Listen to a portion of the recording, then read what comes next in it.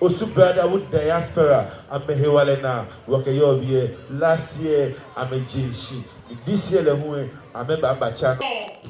Nibimogi, Benny and Ake, National A4. The Shia be a echo the Australian.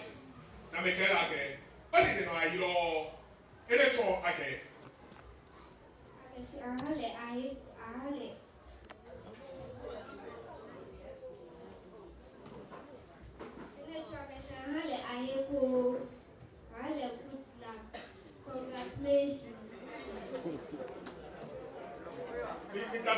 She might fire here.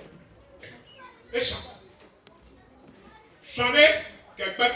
Unuba, I'm okay. All lying for lying. Yamani. Shane, get back. No more look by all lying for lying. Yamani. It I want to buy a man. Yamaba. Lying for lying. Yamaba.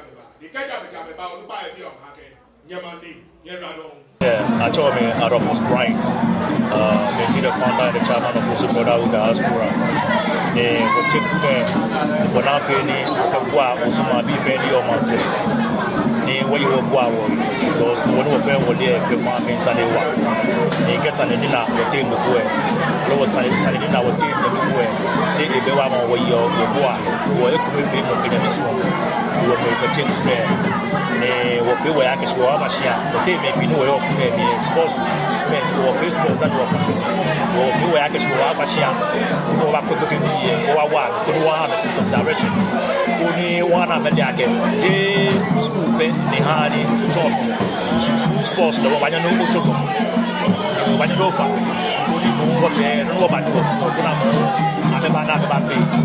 there were calls there when I guess what you know where when you look up to our role models who will look up to our new work Facebook says yeah was there look at me I remember they are looking up to the war back couldn't have a sense of direction couldn't watch on the body and laughing at the discipline I'm a year sports and I'm a field what you do who walk about share what a ball what a table tennis what a long tennis what be gaquiz what you more no there gawemo is book what pay is put one to get make us be more nothing will be more how much what you do what you do walk about pay again events there the challenge is few no na jagashi when I came over here me eba pay and the canopy can be a better one about pay health screening or health screening she not me what she da man because na me ba I'm a newbie na me ba pay papi water flat when you want to wafi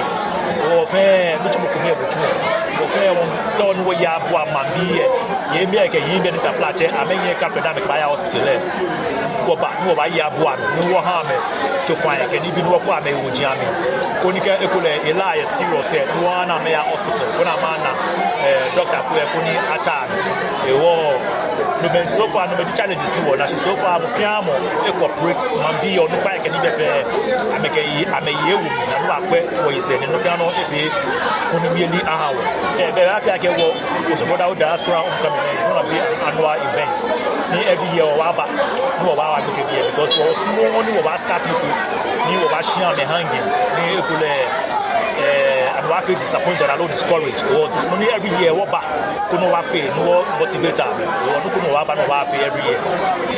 I fish every money can have and be fair. But now, ni $20 can me share your mommy. I mean, I know one is like I know because Osu is one big family. Mufia mono Osu, couple things now one on your Jimene, Ochakwe Jimene, on your Jimene, or I know what people be no one is here, $20. Or Benoji in a good morning. Isaac Nunu, the media organizer for the Osu Brotherhood Diaspora. Morning on I have been Tennessee, Bini, everything ballet.